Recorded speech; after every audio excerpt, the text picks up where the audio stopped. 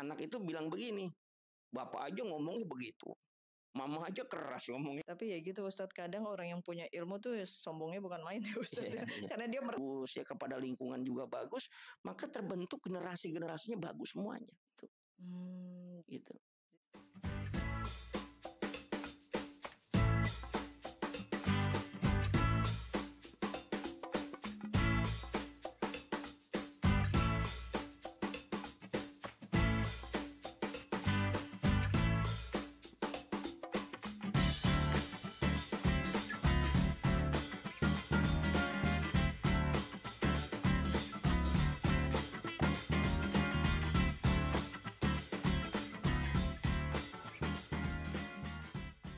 Assalamualaikum warahmatullahi wabarakatuh. Apa kabar sahabat duta semuanya? Semoga kalian selalu dalam keadaan sehat dan bahagia. Saya di sini Mia. Saya ditemani oleh Ustadz Zulfahmi. Apa kabar Ustadz? Assalamualaikum. Waalaikumsalam. Gimana perjalanannya nih Ustadz? Alhamdulillah lancar. Alhamdulillah lancar ya, walau hujan gemericik. Betul. Ya Ustadz ya. Kita lagi dikasih nikmat banyak air ya Ustadz ya. Betul, alhamdulillah. Alhamdulillah. Sama siapa di sini Ustadz? Saya sama istri nih. Oh, masih sama Umi. Iya. Umi, assalamualaikum Umi. Ustadz, saya mau cerita nih. Nah, saat itu kan saya libur tuh hari Minggu. Anak saya itu kan SMA ya Ustadz. Iya. Nah, di sekolahnya tuh sering ada kayak kerja kelompok gitu Ustadz. Nah, kerja kelompok tuh mainlah mereka teman-temannya tuh ke rumah saya. Ketemulah sama saya tuh teman-temannya, kalau zaman dulu ya saya ketemu orang tua tuh salim Ustadz. Ya. Kalau anak sekarang cuma gini, Tante, udah gitu aja, apa kabar Tante gitu kan. Aku pikir gini, kok nggak ada salim-salimnya nih anak. Apa seperti itu ya anak zaman sekarang? Saya ceritalah ke teman-teman saya. Pas teman saya bilang, sama. Anak-anak aku juga teman-temannya gitu Ustaz. Padahal salim itu kan salah satu penting menurut saya ya. Betul. Zaman dulu tuh kita nggak salim dimarahin orang tua ya Ustaz. Kita lurus aja itu harus menunduk gitu. Kalau di keluarga saya itu harus nunduk gitu baru bisa jalan gitu kan. Tapi anak sekarang tuh ketemu orang yang lebih tua, salim tuh enggak. Paling ada juga yang salim mungkin cuma pegang tangan gitu Ustaz. Enggak sampai ke kepala gitu, dicium tangan orang tuanya. Seperti itu fenomena anak zaman sekarang atau gimana ya Ustadz kalau kayak gitu? Ya memang kan pendidikan agama yang diajarkan oleh baginda Nabi itu sangat bagus, bahwa untuk pendidikan adab kepada anak-anak kita. Maka Nabi mengajarkan kepada kita, didiklah anak-anak kamu supaya mencintai baginda Nabi Muhammad SAW. Jadi bagaimana akhlak yang telah disampaikan, yang telah dituntunkan, supaya mereka tidak hilang arah dan tujuan dalam hidup dan kehidupan ini. Gitu ya. Ya, supaya anak-anak kita di generasi di masa yang akan datang itu hormat kepada yang lebih tua.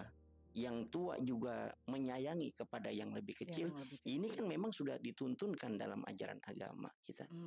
Gitu. Padahal kan dia sekolah gitu ya Ustadz. Istilahnya dia mencari ilmu gitu kan. Mungkin di antara anak-anak itu ada yang anak yang paling jenius mungkin kan. Tapi kok kayak menurut saya adabnya tuh kok kurang. Untuk salim ke orang yang lebih tua aja itu kok nggak ada. Betul. Jadi dari sekian banyak itu cuma ada 2 orang kali yang salim sama saya, tapi kan saya mengikuti alur aja ya. Oh ya gitu aja. Aku bilang, oh seperti itu. Jadi sebenarnya adab sama ilmu itu harus didahulukan yang mana ya? Ya memang adab itu kan satu perbuatan, ya. Cara sikap kita dalam berperilaku atau akhlak itu ya dalam kehidupan kita di tengah kehidupan di dunia ini. Memang kalau adabnya sangat minim, walaupun dia banyak ilmu, sangat memprihatinkan. Apalagi kalau mereka memiliki ilmu sebagai pengetahuan untuk bisa memahami, mengerti, ya, dan mengetahui ilmu ini. Ya, dengan ilmu yang dia dapatkan tersebut, seyogyanya ini menjadikan seseorang itu terhias dalam kehidupannya, ucapannya, perilakunya, pikirannya, hatinya, ya menjadi tertuntun. Semestinya begitu dengan ilmu yang dimiliki. Harusnya ya. Harusnya gitu. Tapi kadang orang yang punya ilmu belum tentu beradab ya. Ya memang kalau tidak diajarkan sejak dini anak-anak ya, orang tua mengajarkan tentang perilaku yang baik, adab yang baik, maka nanti orang tua akan menjadi susah dalam kehidupan di masa tuanya. Makanya ajarkanlah adab di waktu kecil kepada anak-anak kita, supaya kita menjadi bahagia nanti di masa tua. Gitu ya, dia akan hormat sama orang tua, dia akan menyayangi kepada orang tua, dia kemudian juga akan hormat kepada yang lebih tua. Kehidupannya karena apa? Telah dididik dari kecil sudah dididik adabnya gitu. Baik, santun bicaranya, pikirannya bagus ya. Ketika berjumpa dengan orang dia harus mengucapkan salam atau permisi. Dia bisa memanggil bapak, ibu, tante dan lain sebagainya. Ini kan perbuatan yang baik. Dipupuknya dari kecil sebenarnya. Dari masih kecil. Jadi diawali mendidik adab itu dari lingkungan rumah gitu ya. Ya, dari lingkungan gitu. Dari rumah itu orang tua, ayah dan ibu mendidik anak-anaknya menjadi baik. Terutama memberikan contoh ketauladanan ya, uswah ini, supaya anak ini melihat ketika orang tua menggelar sajadah, harapannya mudah-mudahan anak ikut menggelar sajadah. Ini kan jadi orang tua jangan cuma mulutnya aja, kamu harus sholat. Orang tuanya nggak sholat, anaknya nggak sholat ya kan. Ketika anak kamu berperilaku yang baik anak, maka orang tua juga harus mencontohkan perilaku yang baik. Kamu nggak boleh kasar ngomongnya ya, maka orang tua juga tidak boleh kasar. Ya. Terkadang kan ada juga anak itu bilang begini, bapak aja ngomongnya begitu, mama aja keras ngomongnya begitu kan. Saya nggak boleh gitu. Nah, ini kan pendidikan adab ini penting, pendidikan akhlak ini kepada generasi kita ya, agar mereka selamat dalam kehidupan di dunia ya, juga memperoleh kebahagiaan nanti tentunya di akhirat. Iya Ustadz. Jadi memang adab itu kita lakukan sejak sedini mungkin lah. Mungkin sejak dia dalam kandungan udah mulai diterapkan adab mungkin ya. Betul ya. Mungkin walaupun dia tidak melihat atau tidak, mungkin mendengar ya Ustadz ya. Sudah didoakan. Sudah didoakan. Ya, orang tua berperilaku baik ketika mengandung anaknya. Ya, sudah mendoakan, membacakan zikir-zikir, berharap nanti anak yang terlahir itu menjadi anak yang soleh dan soleha, ya, memiliki akhlak yang bagus, ya, yang telah dicontohkan oleh baginda Nabi. Gitu. Tapi terkadang ya Ustadz ya, ada anak itu di rumahnya tuh dia baik-baik saja, adabnya bagus gitu kan. Tapi entah kenapa di luaran itu tiba-tiba berubah gitu Ustadz. Ada tuh beberapa anak yang seperti itu yang pernah saya temui itu. Ya karena lingkungan luar itu mempengaruhi. Karena karakter seseorang itu, sifat dan perilakunya bisa terjadi karena lingkungan. Di rumahnya baik, hormat, santun, taat, ya, menyayangi. Tapi ketika dia sudah berada di lingkungan sosial, ya, itu bisa berubah dia. Nah itu, jadi adab itu bagaimana cara adab itu manusia itu terbentuk bagaimana ya? Sebenarnya harus bagaimana tuh? Ya dia harus belajar. Dia belajar dan diajarkan supaya memiliki adab yang baik. Dia bisa belajar di tengah-tengah orang-orang yang baik. Pertama dimulai dari lingkungan keluarga dulu. Ini adabnya diajarkan dia. Nah, coba kamu kalau ada orang tua sedang duduk di bawah, kamu jangan di atas. Itu adab. Iya. Ya. Kalau nanti ketemu orang yang lebih tua, nah kamu salam ya, cium tangan, ya, berikan hormat, penghargaan. Itu kan dibentuk dari rumah tangga dulu. Iya, benar. Nah, kalau sudah dibentuk dari rumah tangga, kemudian sekolah juga menjadi pembentukan adab. Dari guru, lingkungan yang baik, teman-teman yang baik, itu akan membentuk perilaku menjadi adab yang baik. Kalau di sekolah sudah dibentuk baik, ya, lingkungan baik, maka di tengah-tengah masyarakat juga harus dia berada di lingkungan yang baik juga. Ya. Tapi kalau sudah di rumah baik, di sekolah baik, tapi dia kemudian nongkrong gitu, ya, tidak membawa kepada yang baik, ya akhirnya bisa terpengaruh juga. Pengaruh juga sulit ya Ustadz ya. Sulit banget memang adab itu ya. Jadi kayak kadang orang yang beragama, yang menurut kita nih tokoh agama ya, dia kadang punya suara, punya bahasa itu juga kasar ya Ustadz ya. Padahal dia udah ngerti nih kalau berbuat kasar atau berkata kasar itu kan tidak boleh gitu, tidak diajarkan di agama. Tapi dia sendiri berkata kasar, itu kalau menanggapi kasus seperti itu bagaimana tuh Ustadz? Ya memang ya, ini kan kita hidup ini tidak terlepas dari kekurangan dan kesalahan. Ya, al-insanu makhluk khotu wa nisyan. Manusia tempatnya salah dan lupa. Berulang-ulang kali kita melakukan kesalahan, berulang-ulang kali kita melakukan kealfaan, gitu kan. Tapi berulang-ulang kali kita melakukan kembali, gitu. Ya, benar. Kadang kita salah, lupa, tapi kemudian kita mengulangi lagi. Tapi ketika seseorang melakukan perbuatan yang melanggar norma, melanggar aturan, melanggar adab, dia terkena sanksi sosial, hukum sosial. Ya kan, padahal agama juga sudah menuntunkan, bahkan baginda Nabi juga tidak diperbolehkan untuk melakukan hal-hal yang dilarang, ya kan? Ya, misalnya kalau kita berkata kasar, berhati keras, ya, itu orang-orang akan menjauh dari lingkungan kita. Iya, betul, Ustaz. Tapi kadang kata-kata kasar mereka itu mereka tutupi, gue tuh biar lu itu pinter, misalkan gitu kan. Tapi apakah untuk membuat pinter itu harus berkata kasar? Kan tidak ya, Ustaz? Ya, orang tua kalau bilang kamu nih anak, misalnya begitu, ya itu. Maka apa yang dibentuk oleh orang tua dengan pemarah, dengan keras, dengan kasar, itu akan terekam oleh anak-anak kita. Dan itu nanti di masa yang akan datangnya mempengaruhi jiwa mereka. Mereka juga akan menjadi pemarah, mereka juga akan menjadi keras. Tapi efeknya juga ketika kalimat yang keluar tanpa beradab, ya, menyusahkan orang, mengganggu orang lain. Iya, betul. Ya, coba misalnya istri kita marahin gitu, dia nggak akan dekat dengan kita. Betul, suami juga misalnya kita sebagai istri, kalimat yang keluar keras, kasar, dia juga akan menjauh. Gitu. Iya, betul, Ustadz, ya. Iya, benar, karena pada dasarnya ya, apalagi wanita ya, Ustadz, wanita itu kan suka dengan kelembutan ya, Ustadz, ya. Jadi kalau kasar dikit aja rasanya mungkin di mukanya biasa aja, tapi sebenarnya di hatinya gitu kan, Ustaz. Nah, inilah gunanya memang kita beradab dalam hidup dan kehidupan kita. Punya tata krama, punya aturan, bukan karena mau semaunya kita saja dalam hidup. Karena kan kita ini hidup di dunia ini bukan hanya hidup, setelah hidup ada kematian, dan setelah kematian ada kehidupan, ya.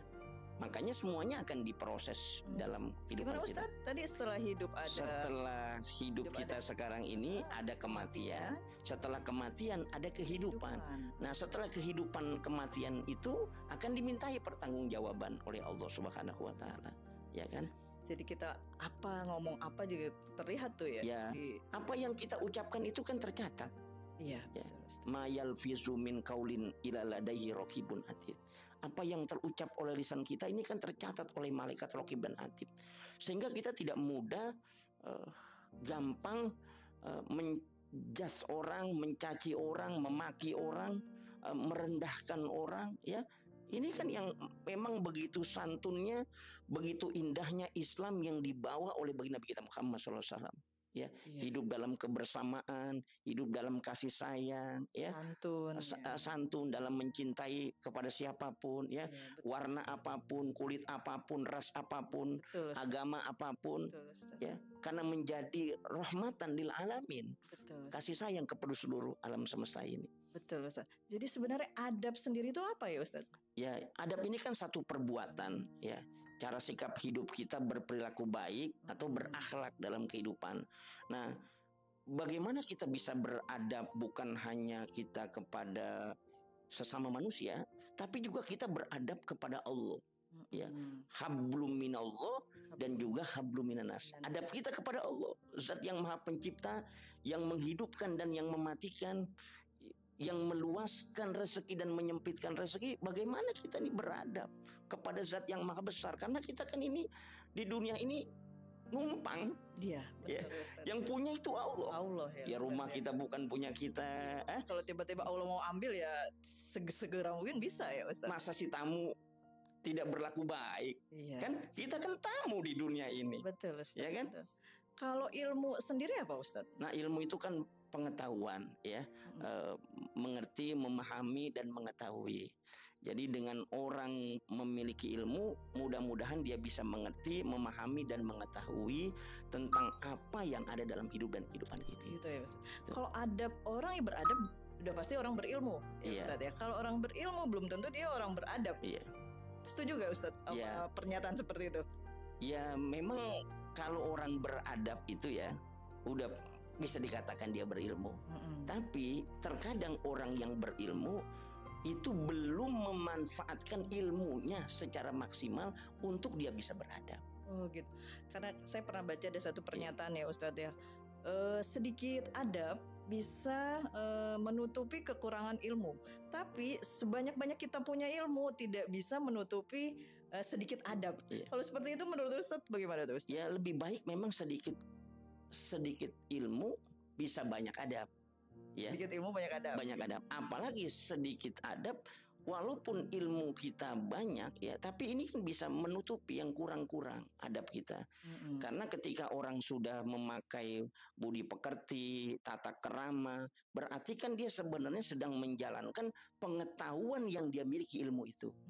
Ya kan? Misalnya ketika dia ketemu orang, dia menyapa assalamualaikum. Ya, selamat pagi, selamat siang. Berarti kan sebenarnya dia sedang menjalankan pengetahuan yang dia miliki tentang ilmu. Bagaimana menyapa orang.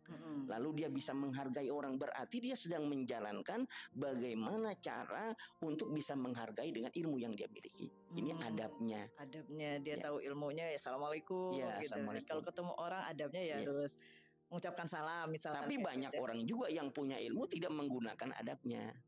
Ya kan, makanya ilmu karena dia merasa sombong atau gimana Ustaz? Gue ini punya ilmunya banyak nih gitu. Ilmu pelet, ilmu kebal, itu salah satu ilmu nggak? Ilmu juga. Ilmu juga kan? Kan? Mungkin malah aku pernah dengar Ustaz. Jadi sebenarnya jangan sombong karena ilmu itu orang punya ada yang banyak ilmunya itu adalah iblis, benar nggak sih Ustaz? Iya, makanya kan iblis ini kan adabnya kurang. Nah itu berarti kesombongannya kepada Nabi Allah Adam alaihissalam dengan bahasa yang diungkapkan ana khairum minhu. Saya lebih baik dari dia Adam. Saya diciptakan dari api sedangkan Adam diciptakan dari tanah. Ya kan? Ini kan harusnya penghormatan yang diberikan iblis kepada Adam.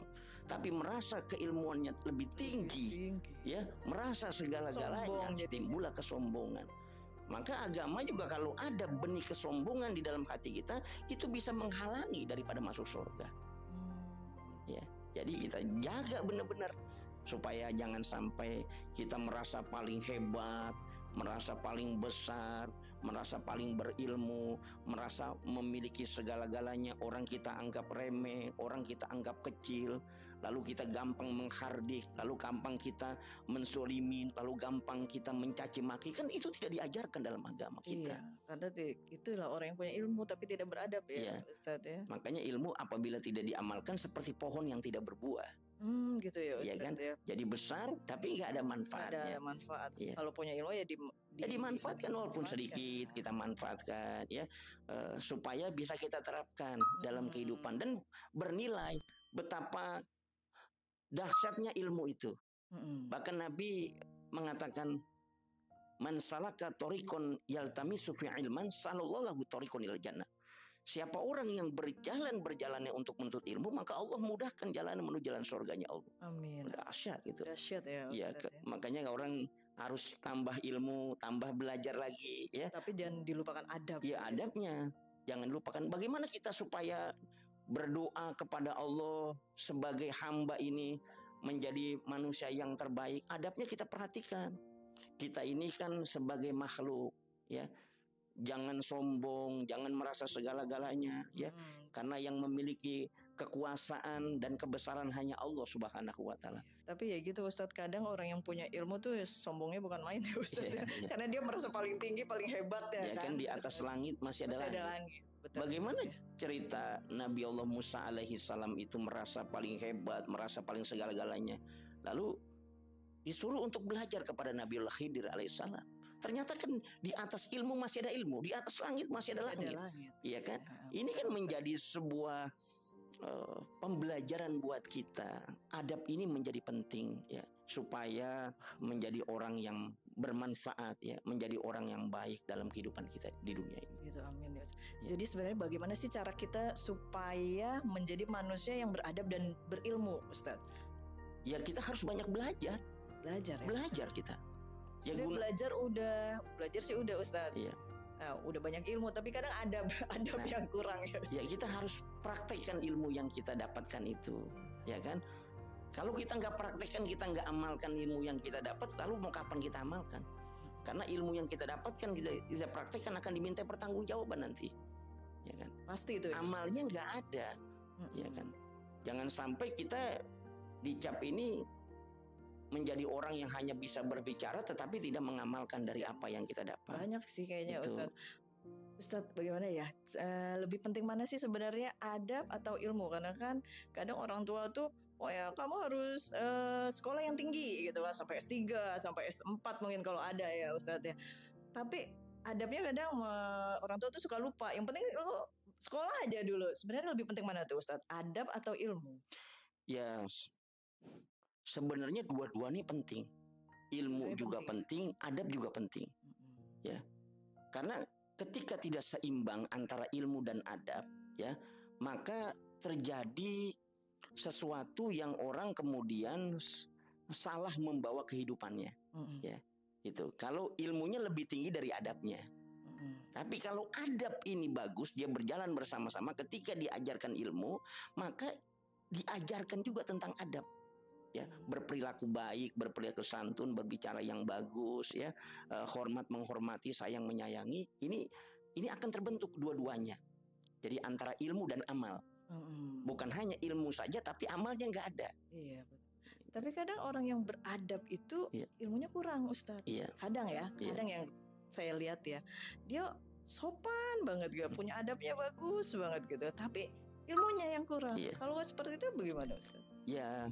Ada juga memang contoh misalnya orang-orang tua kita dulu, ya, pendidikannya kan malah nggak sekolah, tidak tinggi, ya, pendidikannya tidak tinggi. SMA-nya udah bagus banget ya zaman dulu, Ustadz, ya. Tetapi mereka punya adab yang baik, cara makannya bagus, ya, cara berjalannya bagus, anak-anaknya banyak yang sukses, ya, anak-anaknya banyak yang berhasil.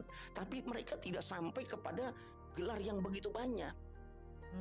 Tapi karena mereka punya norma aturan yang baik, adab perilaku yang baik, ya, adab dia kepada Allah bagus, kepada sama manusia bagus, ya, kepada lingkungan juga bagus, maka terbentuk generasinya bagus semuanya. Gitu. Jadi adab manusia itu dapat terbentuk itu ya karena dari awalnya dia udah, ya, karena di lingkungan dia, di lingkungan keluarga dibentuk, ya, ditata, ya, diajarkan, di lingkungan formal di sekolah juga didapatkan juga, di lingkungan masyarakat juga bisa diperoleh gitu. Ustadz, ada nih contoh kasus ya Ustadz, dia itu sebelum dia tenar atau sebelum dia berhasil, dia tuh adabnya bagus, ilmunya bagus gitu kan. Tapi setelah dia berhasil, dia punya jabatan tinggi, tiba-tiba kok dia lupa tuh sama adabnya. Kalau kasus kayak gitu, kenapa ya Ustadz itu? Ya, dia harus ingat kembali, ya, bahwa awalnya mungkin belum mengerti apa-apa, akhirnya punya apa-apa, ya kan? Dia harus berpikir, dulu saya susah, sekarang saya sudah senang. Maka dia harus ingat ketika susahnya.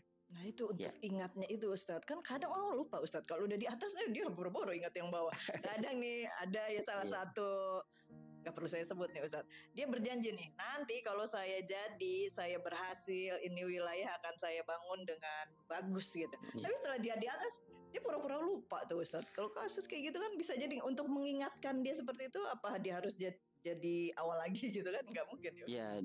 Ya tidak begitu, ya kan? Memang dia harus belajar untuk mengingatkan diri sendiri bahwa apa yang dia dapatkan, keberhasilan dan kesuksesan itu semuanya dari proses yang begitu panjang yang dihasilkannya. Semuanya kan pasti akan dimintai pertanggungjawaban, ya. Baik dia dimintai pertanggungjawaban terhadap dirinya sendiri, terhadap keluarga, terhadap sosial masyarakat, dan juga kepada Allah Subhanahu wa Ta'ala. Itu yang harus diingat. Harusnya diingat, tapi kalau orang yang nggak mau ingat gimana? Apalagi dia nggak ingat atau dia pura-pura lupa, kan ada banyak. Ya karena kemudian karena kesenangan. Nah itu, ya, dia udah senang, udah popularitas, ya, udah terkenal gitu. Ya, akhirnya terkadang melupakan semua. Wah, saya sekarang udah jadi hebat, ya. Sekarang saya sudah sukses. Sekarang apa yang saya mau punya, ya kan? Tapi dia harus ingat bahwa manusia itu tidak memiliki apa-apa dan akan kembali kepada Allah. Itu. Apa yang kita sombongkan, ya kan? Makanya agama mengajarkan kalla saufa ta'lamun, tsumma kalla saufa ta'lamun. Ya kan?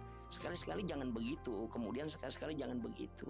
Yang kita sombongkan, yang kita banggakan, yang kita hebatkan, semuanya akan masuk ke dalam kubur.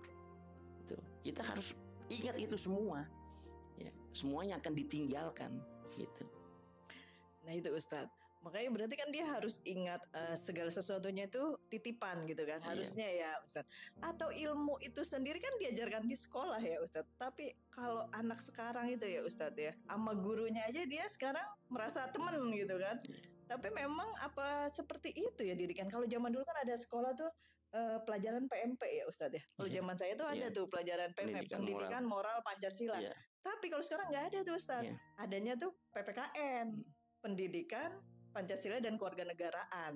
Nah kalau seperti itu, apa sekolah itu jadi salah atau bagaimana ya Ustaz? Ya, memang sekarang ini pendidikan akhlak, ya budi pekerti, adab ini harus lebih ditingkatkan. Bukan hanya sekedar materi, tapi juga harus diberikan contoh. Gitu. Makanya ketika guru kemudian sebelum masuk ke sekolah atau ke kelas, biasanya kan guru suka berdiri di depan kelas tuh. Anak-anak diajarkan berbaris. Itu SD tuh. Ya, memberikan hormat, ya, memberikan salam kepada guru. Nanti di dalam kelas juga. Ini kan sebenarnya sebuah pendidikan adab. Untuk dia tidak melupakan jasa-jasa daripada gurunya.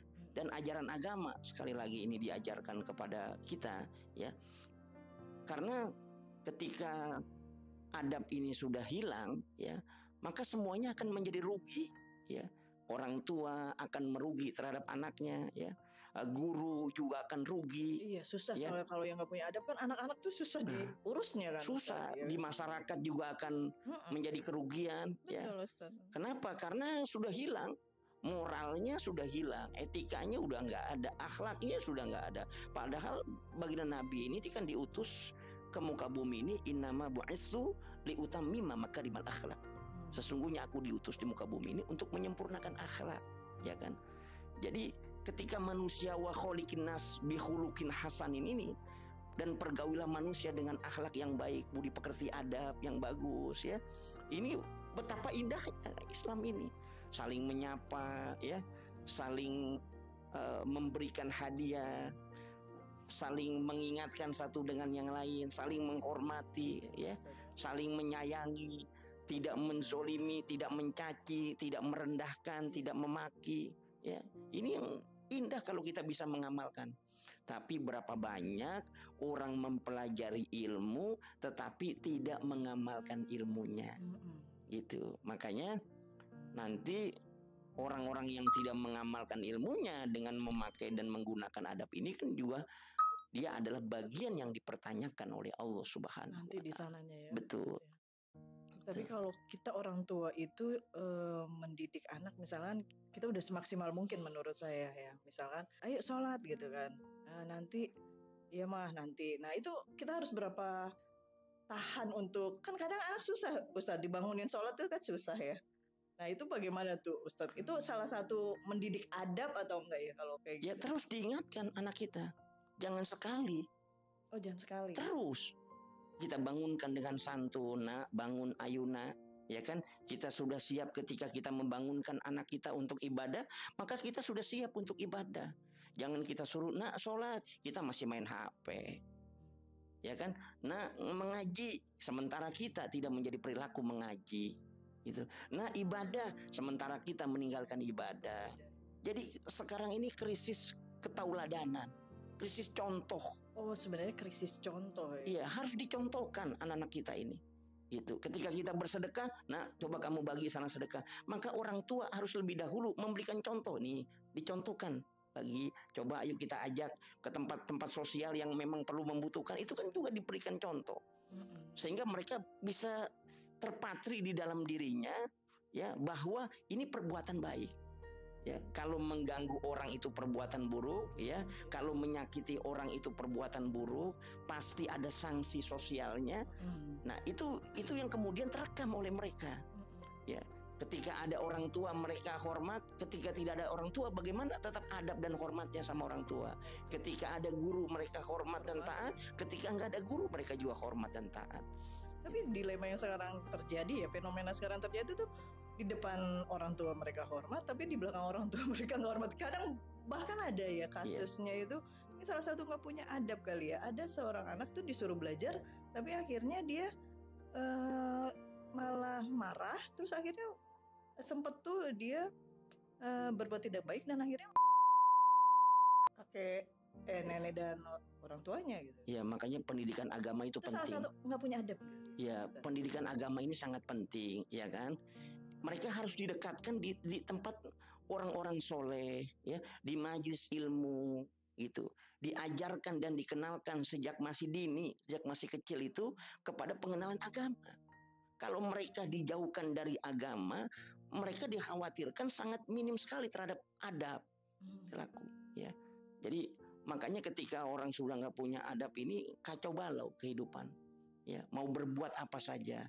Maka sebelum Islam datang dibawa oleh baginda Nabi Muhammad SAW, bagaimana saat itu jahiliyahnya, ya, mereka yang kuat makin kuat, ya, yang lemah tertindas, yang kaya makin kaya, tidak ada menghormati, ya.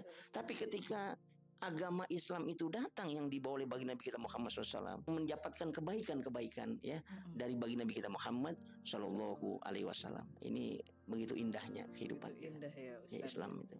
Jadi kita nih sebagai orang tua tuh bagaimana cara menyikapinya ya Ustaz? Ya, pendampingan kepada anak. Ya, jangan sampai kita terlalu sibuk, kurang pendampingan. Makanya banyak kita berikan contoh-contoh lah. Nah, coba lihat si fulan, kalau dia melakukan itu, ini adalah sanksi sosialnya seperti itu.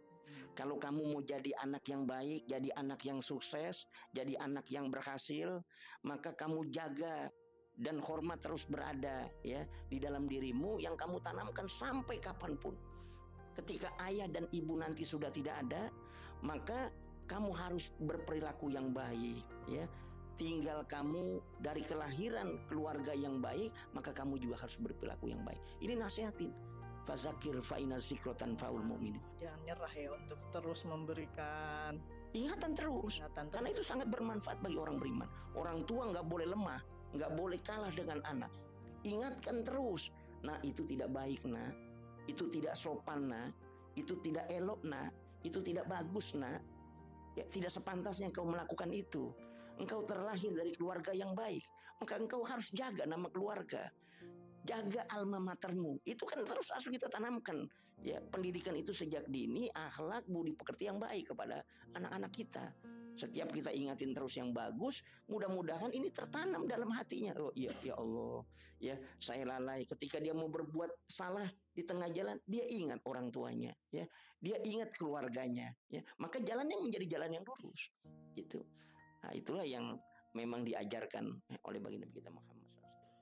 Jadi harus berjalan seiring ya Ustadz, adab juga, ilmu juga, karena orang yang punya adab pun harus punya ilmu gitu. Orang yang berilmu pun harus punya adab gitu, kan, biar jadi jalannya itu beriringan gitu. Jadi tidak ada yang harus punya ilmu, harus punya adab, tidak ya Ustadz, ya. Izin Ustadz, kesimpulannya gimana Ustadz? Iya. Jadi kalau kita hidup mau bahagia, hidup kita mau sukses di dunia ini, maka sebagai manusia kita harus memiliki adab, budi pekerti, akhlak yang baik yang telah dituntunkan oleh baginda Nabi kita Muhammad SAW, dan tidak meninggalkan ilmu.